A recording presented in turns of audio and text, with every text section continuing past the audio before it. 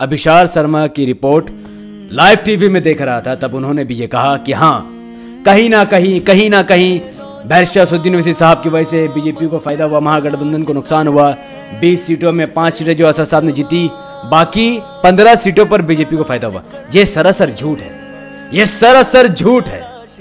और जब इतने सारे एंकरों ने, गोदी मीडिया के एंकर ने भी और ईमानदार एंकरों ने भी अगर बैरिस्टर असदुद्दीन ओवैसी साहब पर इल्जाम लगाए हैं, अगर आप सब ने उनका इल्जाम को सुना है, तो उसका जवाब को सुनना भी आप सबका कर्तव्य है। तो बिहार इलेक्शन में आखिर हुआ क्या, उसको डिटेल से समझिए कि वाकई में क्या बैरिस्टर असदुद्दीन ओवैसी साहब ने बीजेपी का वोट, आरजेडी का वोट काटकर महागठबंधन को नुकसान पहुंचा के बीजेपी को फायदा दिया, या फिर आरजेडी अपने नकारापंथी की वजह से हारी है। इस वीडियो के बाद ये प्रूफ हो जाएगा कि कभी भी अब कांग्रेसी गुलाम, कांग्रेसी मुसलमान और अंधभक्त दोबारा एमआईएम की तरफ आंख उठाकर भी नहीं देखेंगे। जहां पर कांग्रेस ने 70 सीट आरजेडी से लेकर लड़ी थी, उन 70 सीट में कांग्रेस सिर्फ 19 सीट पर ही कामयाबी हासिल कर पाई, बाकी पूरी की पूरी 51 से भी ज्यादा सीट उसने बीजेपी को जितवा दिया। लेकिन यह बात चूंकि वो नहीं चाहता कि मीडिया पैनल या और लोग इस पर ध्यान दें कि 70 सीट में 19 सीट पर ही सिर्फ कांग्रेस जीती, बाकी 51 सीट पर बीजेपी को उसने जिता दिया, वोट कटवाकर या किसी भी तरीके से। लेकिन उसने एमआईएम पर इल्जाम लगा दिए। और आज मैं उन 20 सीटों का डिटेल में जिक्र करूंगा जिस पर एमआईएम ने चुनाव लड़ा। तो आप सब कॉपी कलम पेन लेकर बैठ जाइए और ध्यान से इस वीडियो को समझना लास्ट तक कि किस तरीके से एक सीट पर एमआईएम की वजह से बीजेपी जीती, लेकिन उस पर भी आधा अधूरा इल्म लेकर लोग बात कर रहे हैं। और पूरी की पूरी 19 सीट पर एमआईएम ने कैसे 5 सीट जीतकर भी तमाम जगह से बीजेपी को हरा दिया। और अगर एमआईएम 20 सीट न लड़ती तो आज आरजेडी या कांग्रेस की इतनी भी सीट नहीं आती, बल्कि बीजेपी और 20 सीट मेजोरिटी में होती। एमआईएम ने जिन सीटों पर चुनाव लड़ा वो 20 सीट के नाम कोचाधामन, बैसी, अमौर, जौकीहाट, बहादुरगंज, किशनगंज, ठाकुरगंज, शेरघाटी, साहेबपुर, कमल, सिकता, अररिया, फुलवारी, मनिहारी, कस्बा, नरपतगंज, साहेबगंज, रानीगंज, परनपुर, बरारी और छातापुर वगैरह। इन 20 सीटों पर एआईएमआईएम ने चुनाव लड़ा, लेकिन इसमें से 5 सीट पर एआईएमआईएम ने बहुमत से जीत हासिल की और उसके विधायक चुनकर आ गए। बाकी 15 सीट में से करीबन 9 सीट में आरजेडी, कांग्रेस या सीपीएम ने जीत दर्ज की, यानी महागठबंधन। 20 सीट में से 14 सीट या तो एमआईएम जीती या तो महागठबंधन जीती। हम 6 सीट की बात करेंगे जहां पर एमआईएम ने चुनाव लड़ा और वहां पर बीजेपी जीत गई, लेकिन इसमें एमआईएम के 1% भी फॉल्ट नहीं है, बल्कि इसमें पूरा का पूरा फॉल्ट आरजेडी, कांग्रेस या फिर उनके महागठबंधन के उम्मीदवारों का है। सबसे पहला नारपतगंज में बीजेपी को 77,962 वोट मिले और वहां पर महागठबंधन की तरफ से आरजेडी के उम्मीदवार ने 56,359 वोट लिया, यानी आरजेडी को जो वोट घटा वो कम से कम 20,000 वोट घटा। और वहां पर एमआईएम ने अपना कैंडिडेट उतारकर 5,000 वोट लिए। अब मैं आपसे सवाल करता हूं, अगर एमआईएम वहां पर कैंडिडेट ना उतारती तो सिर्फ 5,000 वोट आरजेडी का बढ़ जाता और उसका वोट 61,000 हो जाता, और यहां पर बीजेपी को 77,000 वोट मिला है। तो कैसे एमआईएम यहां पर जिम्मेदार हो गए, बल्कि जिम्मेदार आरजेडी, उसका करप्शन और उसके उम्मीदवार हैं जो वहां से वोट हासिल न कर सके। तो नारपतगंज बीजेपी ने अपने बलबूता पर जीत लिया, एमआईएम ने यहां पर वोट काटने का कोई भी रोल अदा नहीं किया। दूसरा सीट साहेबगंज, वहां से जीतने वाली पार्टी का नाम है वीआईपी। ये वो पार्टी जो पहले आरजेडी के साथ गठबंधन में थी, तेजस्वी यादव के घमंड तेवर की वजह से वो बीजेपी में चले गया, वो चले गए एनडीए में। वीआईपी को वहां पर मिली 81,036 वोट, 81,000 वोट उसको मिली। और वहां पर महागठबंधन की तरफ से आरजेडी का प्रत्याशी उतरा जिसने 65,643 वोट लिए। इसको वहां पर वीआईपी को हराने के लिए वोट की जरूरत थी करीबन 15,000, और वहां पर एमआईएम ने अपना प्रत्याशी उतारा जिसको मात्र 4,048 वोट मिले। अगर एमआईएम साहेबगंज में अपना उम्मीदवार नहीं उतारती तो आरजेडी को मात्र 4,000 वोट का फायदा होता और उसको 69,643 वोट मिलता, जबकि वीआईपी को 81,000 वोट मिला है। तो 20,000 वोट से हारने वाला आरजेडी किस तरीके से एमआईएम को बदनाम कर सकती है। तो यहां पर भी एमआईएम ने वोट कटवा का रोल बिल्कुल भी अदा नहीं किया। तीसरा सीट परनपुर, माफ करना, रानीगंज में जेडीयू का उम्मीदवार जीत गया। वहां पर एमआईएम उतरा और वहां पर एमआईएम को 2,411 वोट मिला और कांग्रेस को 79,475 वोट मिला और कांग्रेस को मात्र सिर्फ और सिर्फ 2,500 वोट की जरूरत थी, जो कि एमआईएम ने काट लिया।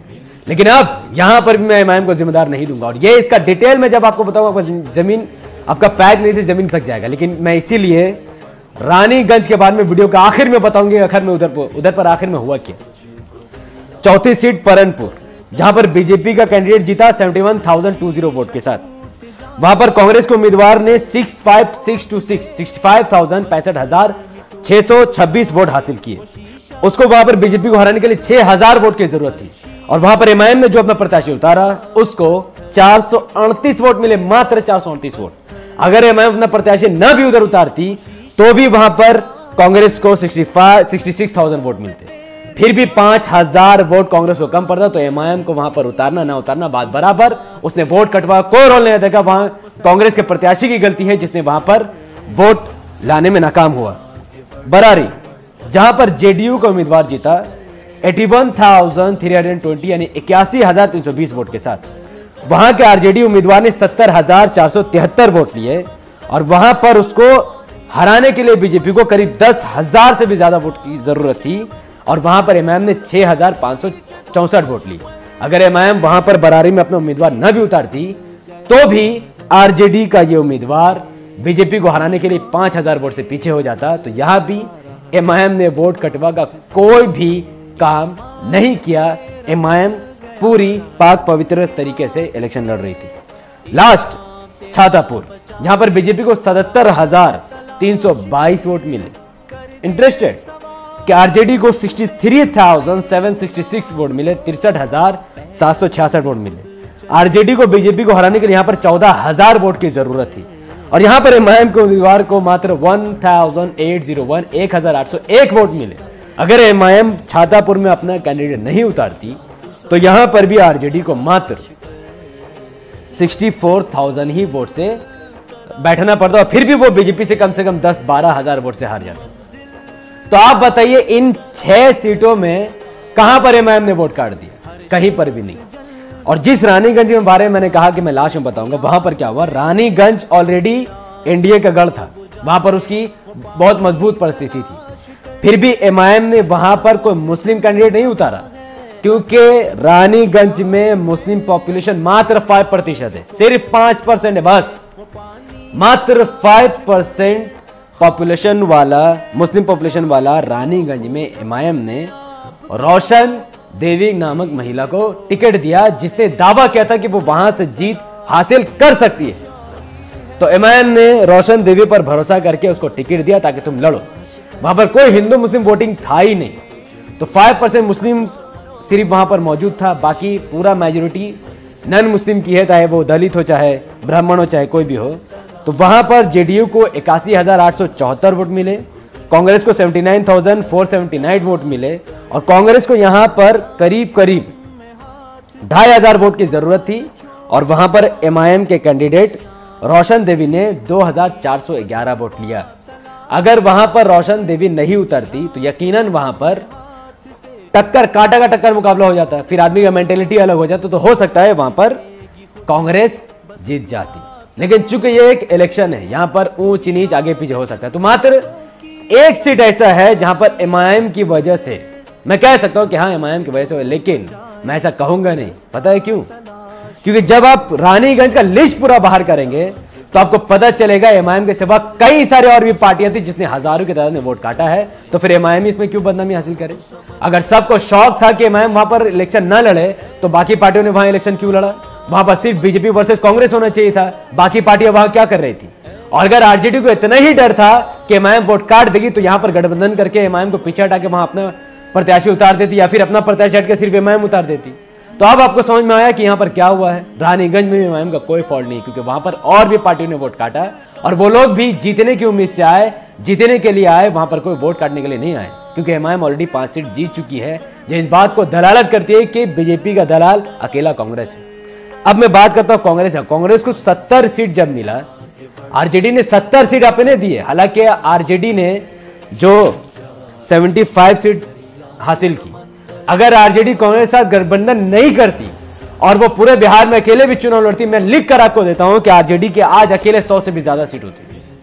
कांग्रेस को उसको सीट देना ही महंगा पड़ा है। और कांग्रेस ने 70 सीट में पूरा 19 सीट ही उसने जीत पाए, पूरा 51 सीट उसने बीजेपी को दे दिया। तो सबसे बड़ा वोट कटवा अगर कोई है तो अकेला कांग्रेस है, जिसने 51 सीट हार कर बीजेपी को ऐसा मदद किया कि इतिहास में इतना बड़ा मदद बीजेपी को कभी मिला ही नहीं और कोई दे ही नहीं सकता है। और मैं आज भी कहता हूं कि आज भी आरजेडी अगर फ्यूचर में भी अगर वो चाहता है कि तेजस्वी यादव की वो चीफ मिनिस्टर बने तो उसे कांग्रेस साथ छोड़ना ही पड़ेगा, क्योंकि जिस जगह में भी 59 सीट में जहां जहां कांग्रेस वर्सेस बीजेपी और कांग्रेस वर्सेस जेडीयू हुआ, वहां पर वहां के लोगों ने कांग्रेस को लात मारा और सीधा सीधा बीजेपी और जेडीयू को वोट दिया, क्योंकि आज के वक्त के लोग कांग्रेस को देखना तक नहीं चाहते, कांग्रेस पर भरोसा भी नहीं करना चाहते।